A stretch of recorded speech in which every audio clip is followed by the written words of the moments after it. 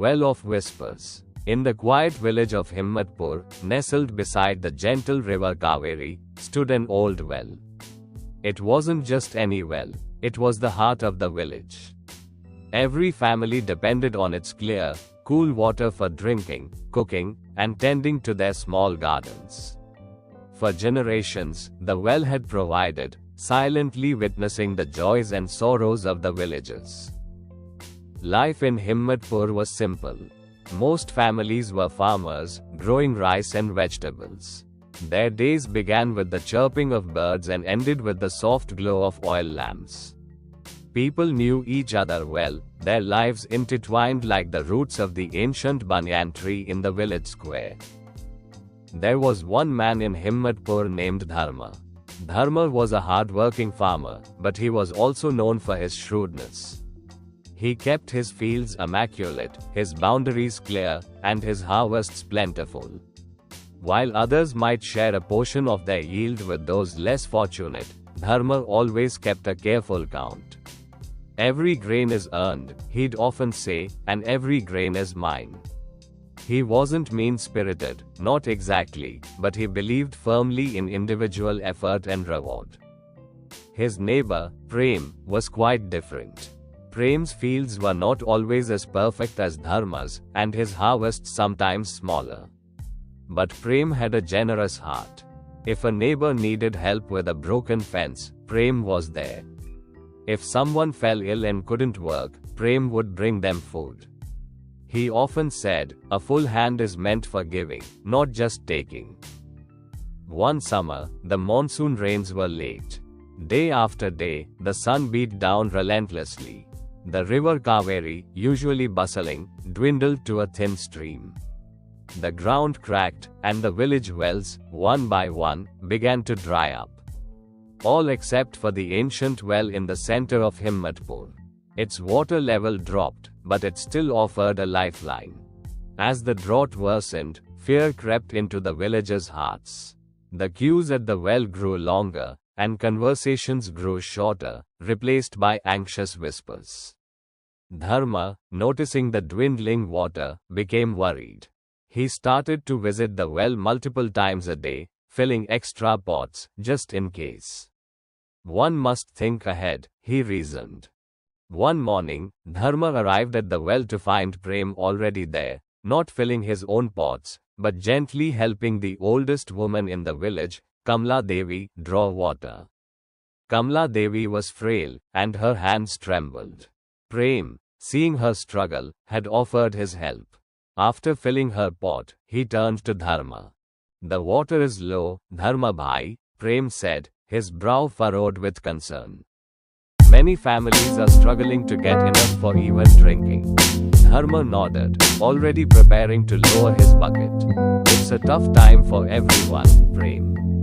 Prem hesitated. Perhaps we could think about how we use the water from this well. If we all take only what's absolutely necessary, it might last longer for everyone." Dharma paused. He thought about his extra pots at home. "Necessity is different for everyone, Prem. My family needs enough, just like yours." He lowered his bucket and drew water, filling all his containers before walking away. A few days later, a child fell ill. Their fever was high, and they needed cool water constantly. The child's parents, distraught, approached Dharma for help. They knew he had been storing extra water. Dharma, however, politely refused. "I saved that for my family's needs during this drought," he explained, "and it is already measured out." The parents turned to Prem. Without a moment's hesitation, Prem offered what little extra water he had saved, and then, he took his remaining pots to the well, drawing only a small amount for his own family, ensuring the child had what was needed. Other villagers, witnessing Prem's generosity, also came forward, sharing what they could spare. The child slowly recovered. The drought continued for weeks. The well's water level became dangerously low. One evening, as the sun dipped below the horizon, painting the sky in fiery hues, the unthinkable happened. The The ancient well ran dry. A collective gasp rippled through Himmatpur. The heart of their village had stopped beating. Despair settled heavy in the air. People looked at each other, their faces etched with worry. What would they do? That night, Dharma couldn't sleep. He lay awake, listening to the silence, a silence made starker by the absence of the well's steady gurgle. He thought about his extra water pots, now almost empty. He thought about the child who had been ill, and Prem's quick generosity. He thought about his own words. Every grain is earned, every grain is mine. But what good was a full pot of water if everyone else was parched? What good was his careful counting if his neighbors, his community, suffered? The next morning, Dharma walked to the dry well. The villagers were gathered there, their expressions bleak. Prem was among them, quietly discussing options with the village elders. Dharma cleared his throat. Everyone turned to him. Friends, he began, his voice a little shaky, I have been selfish. I thought only of my own needs, and now we all face this hardship. He looked directly at Prem. Prem, you showed kindness when I did not. You understood what I failed to see. He then looked at the silent well. We must dig deeper, he declared. And we must do it together. Not just for ourselves, but for all of Himmatpur.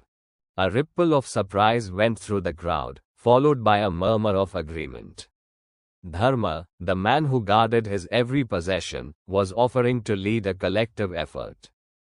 And so, the villagers, led by Dharma and Prem, began to dig. It was arduous work. The ground was hard, and the sun was unforgiving. But something had changed. Dharma worked tirelessly, not just directing, but swinging his own pickaxe with renewed determination. He shared his remaining tools, and when someone tired, he offered words of encouragement. Prem, as always, was there, his quiet strength a pillar of support. He organized food and water for the workers, ensuring no one fainted from exhaustion. Others joined in, young and old, men and women, all working with a shared purpose. Days turned into a week. Just as their hope began to wane, a faint, moist scent rose from the depths of the earth. Then, a glistening dark patch. And finally, a trickle. A small, clear trickle of water began to seep from the earth.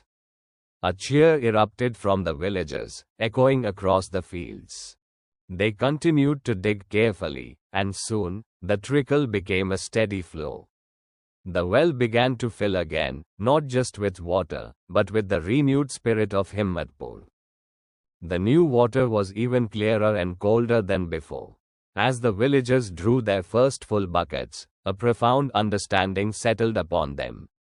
The well had dried up not because the water was gone, but because their collective spirit had been low, focused on individual need rather than communal well-being. Dharma, standing beside the now full well, felt a warmth spread through him that had nothing to do with the sun. He finally understood. Prosperity wasn't just about how much you had, but how much you shared. A community thrives not when individuals hoard, but when they support each other, especially in times of difficulty. The well of Himmatpur now held more than just water. It held the strong, unshakable bond of a village that had learned the true meaning of togetherness and generosity. And its whispers now carried tales of shared effort and collective joy.